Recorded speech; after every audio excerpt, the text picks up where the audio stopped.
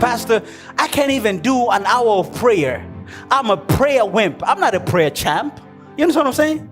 That's how I feel like sometimes. That I don't pray enough. I'm not that strong at prayer. But here is the point I want you to understand. The Bible says we have a cloud of great witnesses. In other words, we have people who have already run the race. I call them our spiritual cheerleaders. Read about them in Hebrews chapter 11. But they have been there. They have been backstabbed. They have suffered from sickness. They have lost their families. Times have got hard for them. A man called Gideon only had 300 soldiers. A man called Samson, his eyes were taken out. A man called Abraham didn't even receive the promises of God. These people had hard times, but the Bible says that they ran the race and they completed it.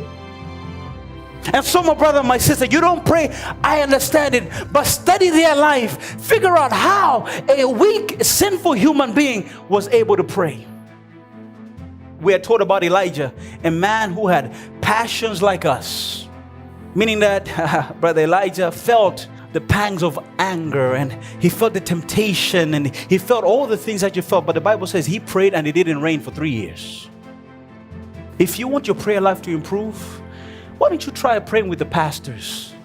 You want your prayer life to improve? Why don't you pray with the elders of the church? Pray with people. Surround yourself with people that are able to pray, that have their spiritual muscles up here. And when you do that, you improve your prayer life. And so when the heat comes up or turns up, turn up your prayer life. You're praying 1 time a day, pray 2 times a day. You're praying 2 times a day, pray 4 times a day, 5 times, whatever. In fact, somebody says if you're looking for a life partner, because that's going to be a lot of heat, you need to double your prayer life.